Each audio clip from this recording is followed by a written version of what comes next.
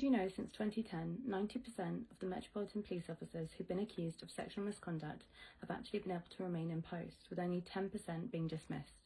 My name is Izzy Vine and I worked as a communications officer for the Metropolitan Police for just under 5 years. I resigned due to the failings and negligence when reporting misconduct, as I had to do when I was there. During the space of one shift, I sat next to a colleague who had said a rape victim was a slut, wished immigrants would F off back home, mimicked Sarah Everard's death in my ear whilst I was on a live 999 call, and then proceeded to follow me home. The Metropolitan Police didn't take the following me home seriously. They didn't include it in their investigation. It led to a gross misconduct hearing at New Scotland Yard, where he was dismissed. 4 months later, he'd appealed, he'd won, and he'd been rehired, been awarded all his back pay and his annual leave that he'd missed in the 6 months he was dismissed. I couldn't understand why, so I chose to meet with the director who rehired him, who said, "I still believe you, it's still proven of what happened, but I just think it's too harsh to dismiss him, and that you can have any opinion you want no matter how harmful, and work in the Met. It's only when it turns into an action that we'll do something."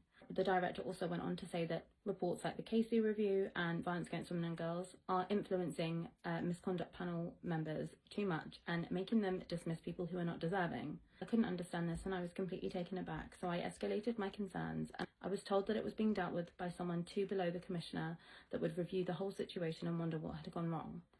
No one could understand why this person had been dismissed. I waited and waited for answers, and after 5 months I personally chased the Deputy Assistant Commissioner myself, who had said, "I don't know you, I don't know what report you're talking about, no one has passed me anything." So I'd found out that the Met had ignored my concerns and concealed them for 5 months. Only since I've left and I've gone to the media that they have started to react. But as of a few months ago, they've said they don't think anything the director said was wrong in his rationale for rehiring this colleague, and that colleague remains today in post, taking your 999 calls and dealing with your reports. I set up this petition because I believe a public statutory inquiry is what is needed to find out what exactly has gone wrong in my case and why predators are actually enabled and allowed to stay within ranks and policing. I think it's important to get to the bottom of how independent the IOPC is. I think there should be investigations into retaliation of whistleblowing. It affects everybody because no one is exempt from calling the police. Anyone could be at risk of being assaulted or hurt, injured or attacked. To place an employee to help us that already has bias and judgment towards women, especially sexual violence victims, is horrendous. I wrote to the Home Office and I asked them for an inquiry, and they said no, that it does not meet the threshold. That is complete lies. So I thought, if the Home Office doesn't want one, maybe the public will.